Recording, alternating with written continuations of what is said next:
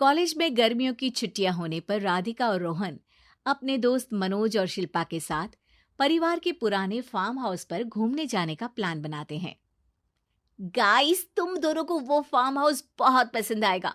बचपन से ही वो मेरी और रोहन की सबसे पसंदीदा जगह रही है।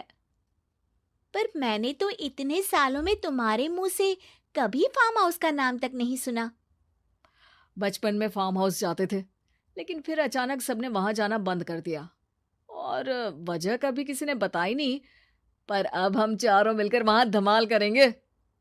इसी तरह बातें करते कुछ घंटों का सफर तय कर चारों शहर से दूर ऊंची पहाड़ी पर बने राधिका और रोहन के फैमिली फार्म हाउस पर पहुंच जाते हैं।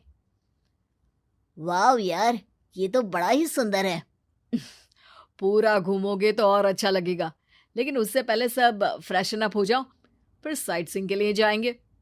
राधिका और रोहन अपने अपने कमरे में चले जाते हैं, लेकिन मनोज और शिल्पा घर में घूमने लगते हैं, जहां शिल्पा की टक्कर हॉल के बीचों बीच रखी एक पुरानी लकड़ी की कुर्सी से होती है। आह, लग गई रे माता, इस कुर्सी को बीच में किसने रखा हुआ है? अरे तेरे स्वागत के लिए भूत ने रखा होगा। ओए, तुझे बहुत हंसी आ रही है। जब खुद टकराएगा तो पता चलेगा।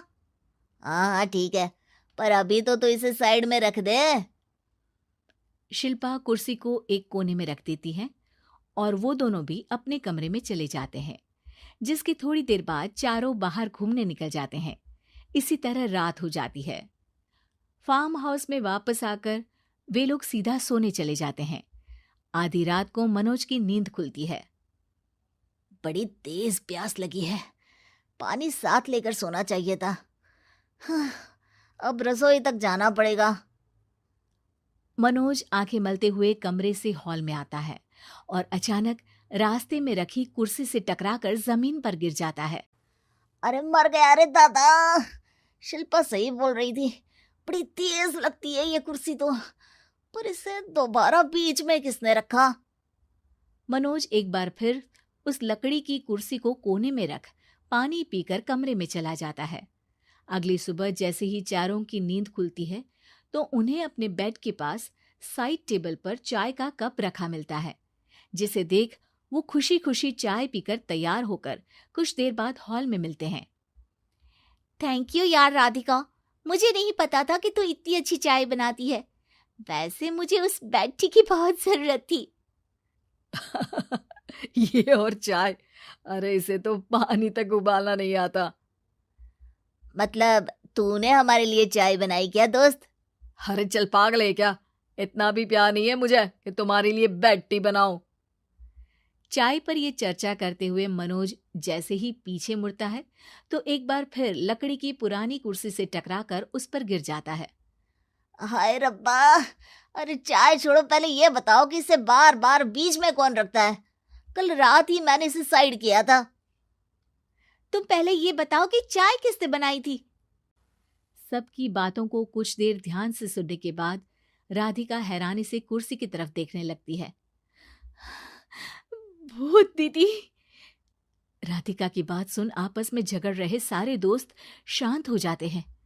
क्या बोला अभी तूने? अरे पर अब वो यहाँ कैसे हो सकती हैं?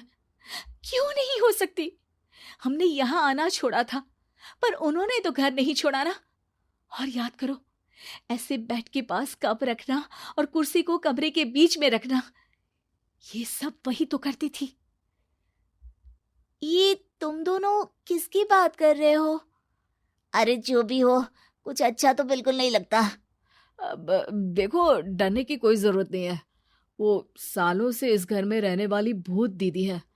वो बचपन से ही हमारे यहाँ आने पर एक बड़ी बहन की तरह हम दोनों का ख्याल रखती हैं। ओए, पगला गया है क्या? शिल्पा, मुझे यहाँ नहीं रहना, तू भी मेरे साथ ही चल। ये दोनों तो पागल हो गए हैं। जहां मनोज डर से वापस जाने की बात कर रहा होता है, वहीं शिल्पा अपने फोन में बिजी होती है। क्या तुम्हें यहाँ की सिचुएशन समझ में नहीं आ रही जो फोन में लगी हो? जिसे जो करना है करो, मैं तो जा रहा हूँ। मनोज हड़बड़ाहट में अपने कमरे की तरफ जाता है, जिसके साथ राधिका और मोहन भी उसे रोकने के लिए पीछे पीछे जाते हैं, लेकिन शिल्पा वो तो अभी भी फोन में लगी रहती है। कुछ देर बाद जब वो तीनों दोबारा हॉल में वापस आते हैं तो शिल्पा को सबके पैक्ड बैग्स के साथ देखकर हैरान रह जाते हैं। ये सब क्या है शिल्पा? यहाँ हम इसे समझा रहे हैं और तुम हमारे बैग्स भी पैक कर कर लेकर आई। अरे आखिर में फोन से बाहर निकलकर कुछ किया तो सही इसने। दोस्तों देखो, कल से हम यहाँ हैं। भूत दीदी ने कुछ किया नहीं ना? फिर डर क्यों रहे हो? 4 दिन और रुकोगे तो पता चलेगा कि क्या होगा। मतलब? इस पर शिल्पा उन तीनों को फार्म हाउस से बाहर लाकर फोन में पुरानी न्यूज का आर्टिकल दिखाती है। सालों पहले यहाँ रह रही औरत ने अपने दोनों बच्चों को सुबह सुबह दूध में जहर पिलाकर मार दिया और फिर हॉल में उस कुर्सी पर खड़े होकर खुद भी फांसी लगा ली थी। तुम्हारी बातों से मुझे इस केस की याद आ गई। गूगल किया तो पता चला कि ये वही फार्म हाउस है। अभी भी यहाँ रहना चाहते हो जिससे कुछ दिनों में वो सबको थोड़ा थोड़ा जहर देकर मार दे? अरे पर ये दोनों तो बचपन से यहाँ आ रहे हैं, फिर इन्हें अभी तक कुछ क्यों नहीं हुआ? वो तो पापा बताते हैं कि हम आते थे। हाँ, और मुझे भी एक बार का ही याद है। वाह, और कहानियां तो ऐसे सुना रहे थे जैसे सदियों से यहीं रहते हो। तीनों ये बात कर ही रहे होते हैं कि अचानक फार्म हाउस में से एक आवाज सुनाई देती है। मैं यहाँ किसी को जिंदा नहीं रहने दूंगी, किसी को नहीं। बस ये सुनने की देर ही होती है कि चारों डर से कांपते हुए तुरंत कार में बैठकर वहां से भाग जाते हैं। मॉडल बहू। अगर तुम्हें मुझसे इतनी ही प्रॉब्लम है तो शादी क्यों की? मुझे आपसे नहीं, बस उस फोटो से प्रॉब्लम है जो आपने सोशल मीडिया पर अपलोड किए। अरे इतनी सी बात और इतना ज्यादा ओवर रिएक्ट? ये इतनी सी नहीं, मेरी करियर की बात है। मैं मॉडल हूं और मेरी इंडस्ट्री में कोई भी एक शादीशुदा मॉडल के साथ काम करना नहीं चाहता। इसीलिए अभी के अभी उन फोटो को डिलीट करो। नैना के गुस्से में ऐसा बोलने पर रोहित सोशल मीडिया से अपनी और नैना की सारी फोटो डिलीट कर देता है। नैना एक मॉडल है जिसकी शादी रोहित से होती है, पर उसे हमेशा हर चीज से पहले सिर्फ मॉडलिंग ही दिखाई देती है। इसीलिए वो इसके आगे अपनी शादी को भी कोई इम्पोर्टेंस नहीं देती। एक रात नैना तैयार होकर कमरे से बाहर निकलती है। अरे इतनी रात को ऐसे तैयार होकर कहाँ जा रही हो? Night club. बहू, इस तरह रात भर घर की बहू का बाहर रहना सही नहीं है। ओ प्लीज, ये छोटी थिंकिंग आप अपने पास ही रखें। मेरे प्रोफेशन में night club and parties normal है। ऐसा बोलकर नैना घर से बाहर निकल जाती है और रात भर पार्टी करने के बाद अगली सुबह घर वापस आती है, जहां उसकी सास सुबह सुबह घर की सफाई कर रही होती है। ओहो मम्मी, आप तो बहुत जल्दी उठ जाती है। चलो अच्छा है, मैं चली सोने। जब पूरी दुनिया के उठने का समय है तब तुम्हें सोना है। भला ये भी कोई घर वापस आने का समय है? नॉट अगेन मॉम, मैं आप और आपकी इन बातों से टायर्ड हो गई हूँ। अगर आपको ये सब सहन नहीं करना था तो रोहित की शादी एक मॉडल की बजाय किसी साधारण लड़की से करानी थी ना। सास को ये सब बोलकर नैना सोने चली जाती है, जिसके बाद वो सीधा शाम को कमरे से बाहर निकलती है तो देखती है कि उसकी सास और रोहित बैठे बैठे खाना खा रहे हैं। नैना भी उन्हीं के साथ डाइनिंग टेबल पर जाकर बैठ जाती है, जहां सारा तेल वाला खाना देखकर वो गुस्से में भड़क जाती है। ये सब क्या है मॉम?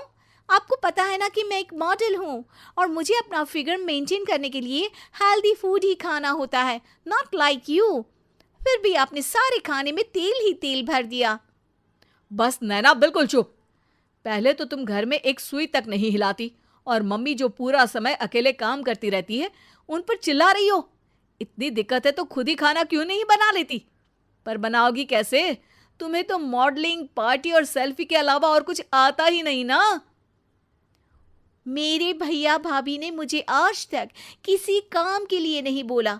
मैंने जब जो मांगा वो मिला और इन्हें देखो, खाने के नाम पर कितनी बातें सुना दी। बस बहुत हुआ, मुझे अब यहाँ नहीं रहना। नैना गुस्से में तुनकते हुए बैग पैक करके घर छोड़कर अपने भैया के घर पहुंच जाती है, जहां उसकी भाभी खुशी से नैना का स्वागत करती है। अरे क्या बात है नैना, ना कोई खबर ना रोहित साथ में, अचानक कैसे आना हुआ? मैं तो उस घर को हमेशा के लिए छोड़ आई, दोबारा कभी वहां वापस नहीं जाऊंगी। ऐसा बोलकर नैना घर में आकर मजे में सोफे पर बैठ जाती है, जिसके बाद अब वो पूरे ठाठ बाट से अपने मायके में रहने लगती है, जहां उसकी भाभी सारा काम करती और नैना अपने मॉडलिंग प्रोजेक्ट करते हुए बस मौज में बैठकर खाती। नैना, आखिर बताओ तो सही कि तुम्हारे ससुराल में ऐसा क्या हुआ जो तुम्हें घर छोड़ना पड़ा? बस उन्हें मेरा लेट नाइट पार्टी जाना और कोई काम ना करना पसंद नहीं था, तो मैंने वो घर छोड़ दिया और यहाँ आ गई। नैना की बात सुनकर उसकी भाभी हैरानी से उसे देखने लगती है, पर कुछ बोलती नहीं। इसी तरह कुछ समय बीतता है और देखते ही देखते अब नैना के पास मॉडलिंग के प्रोजेक्ट्स आने कम हो जाते हैं, जिससे नैना बहुत परेशान रहने लगती है। ऐसा कैसे हो सकता है? मैं इतनी सुंदर मॉडल हूं तो फिर भी मुझे काम क्यों नहीं मिल रहा? देखो नैना, काम में ऐसे उतार चढ़ाव तो आते ही रहते हैं। आज नहीं तो कल तुम्हें इससे भी अच्छा काम मिलेगा। तब तक अगर तुम चाहो तो घर में खाली बोर बैठने से अच्छा है कि मेरी मदद कर सकती हो। नैना पहले तो घर के काम का नाम सुनकर नाक चढ़ाती है, लेकिन फिर कुछ दिनों तक कोई काम न होने पर बोर होकर अपने आप भाभी की मदद करने पहुंच जाती है। इसी तरह धीरे धीरे उसकी भाभी नैना को घर का काम करने के साथ सारा खाना बनाना भी सिखा देती है। एक रात नैना और उसके भैया भाभी साथ बैठकर डिनर कर रहे होते हैं। पता है, आज का सारा खाना नैना ने बनाया है, मैंने तो बस आज थोड़ी सी ही मदद की है। मानना पड़ेगा नैना, खाना तो बहुत स्वादिष्ट है। आखिर मेरी बहन मल्टी टैलेंटेड जो है, मॉडलिंग और घर दोनों एक साथ बखूबी संभाल सकती है। और फिर जब मदद करने के लिए घर में कोई दूसरा इंसान भी हो तो फिर दिक्कत ही क्या। मेरी बहन चाहे तो उसके लिए कुछ भी इम्पॉसिबल नहीं है। भैया की बात सुनकर नैना को अपनी सास और रोहित की याद आ जाती है। भैया, मम्मी और रोहित ने कभी मुझे मॉडलिंग करने से रोका नहीं। वो तो हमेशा हर चीज़ अकेले संभालते आए हैं और मैं हर काम खराब करती रही। मम्मी पूरा घर अकेली संभालती है और मुझसे बस थोड़ी मदद की उम्मीद करती है, पर उसकी जगह मैं उन्हें उल्टा बोलती रही। गलती मेरी है भैया, मुझे अपने ससुराल वापस जाना चाहिए। जानकर खुशी हुई बहना कि अब मेरी छोटी सी बहन समझदार भी हो गई है। इसके बाद नैना अपने ससुराल वापस आकर रोहित और अपनी सास से माफ़ी मांगती है और बाद में खुशी खुशी अपना मॉडलिंग और घर संभालते हुए ससुराल में रहने लगती है। हमें उम्मीद है बच्चों कि आपको ये कहानी पसंद आई होगी, तो कृपया हमारे चैनल को सब्सक्राइब करें और अपडेट्स के लिए बेल के आइकन पर क्लिक करें। और हाँ, इस वीडियो को शेयर और लाइक करना ना भूलें। Bye bye.